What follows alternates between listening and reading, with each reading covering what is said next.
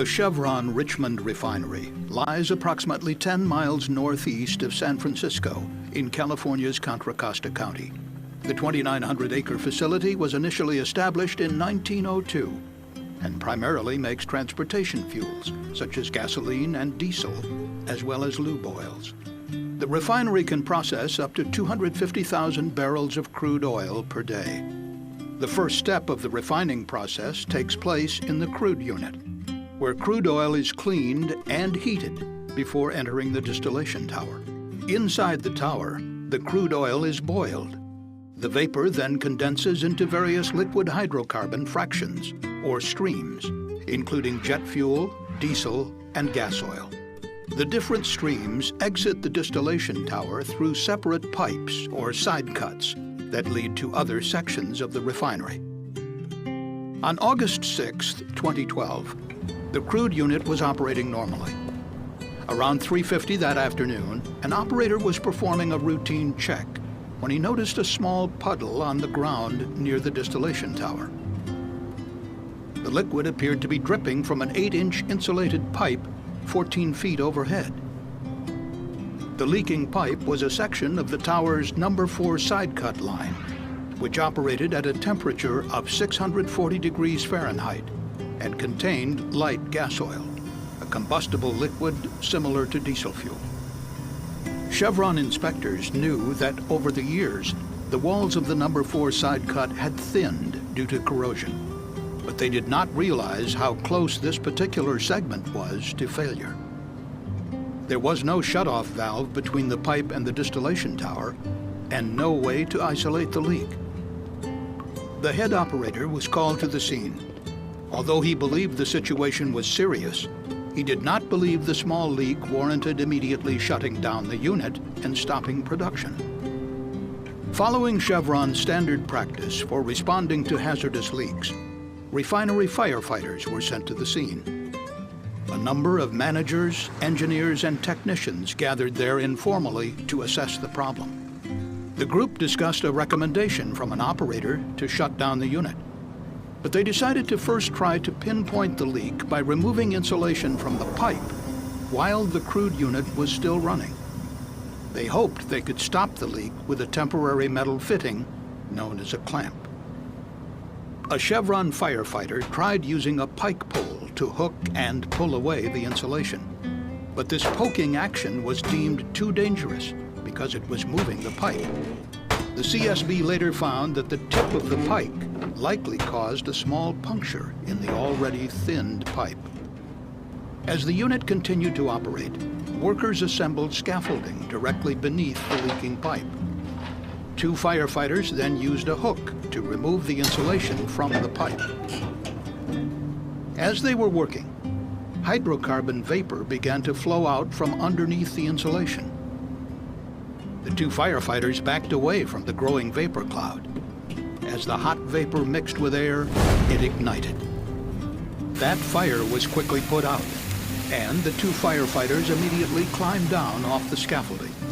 But the exact location of the leak was still obscured by the remaining insulation and firefighting water. So the Chevron firefighters attempted to strip the insulation off the pipe with high-pressure water. But the leak suddenly worsened, and hot hydrocarbon liquid started to spray out of the pipe.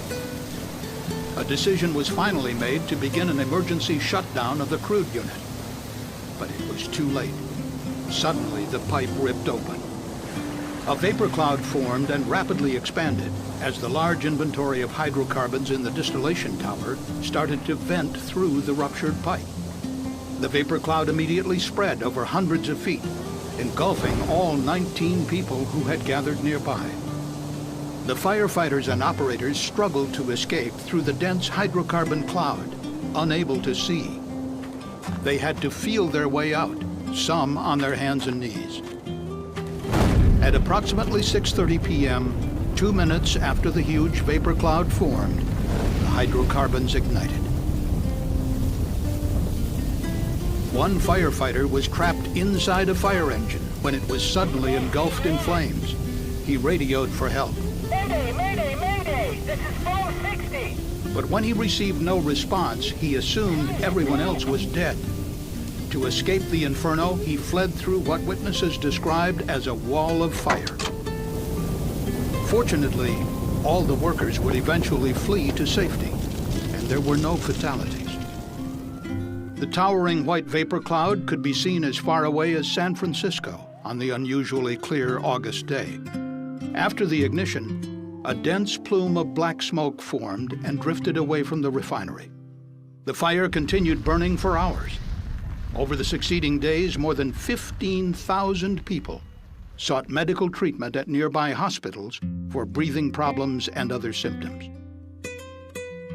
During its investigation, the CSB determined that the carbon steel pipe installed in 1976 had thinned to the point of failure from an effect known as sulfidation corrosion. Carbon steel piping is particularly susceptible to this type of corrosion, which occurs over time when the steel is exposed to sulfur-containing hydrocarbons at high temperatures. Steel piping that happens to be low in the element silicon corrodes especially quickly.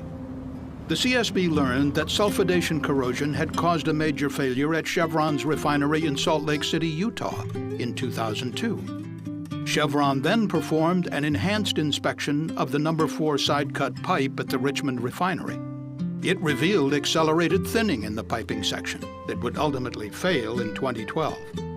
Replacement was recommended, but this did not occur, and the section of piping was never inspected again.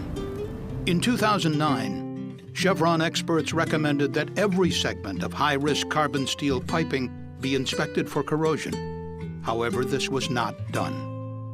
During a maintenance turnaround of the crude unit in 2011, Chevron inspectors examined some, but not all, locations along the number 4 side cut and found significant thinning. Some sections were replaced, but managers decided that the line was thick enough to stay in service and that an overall replacement could wait up to 5 more years.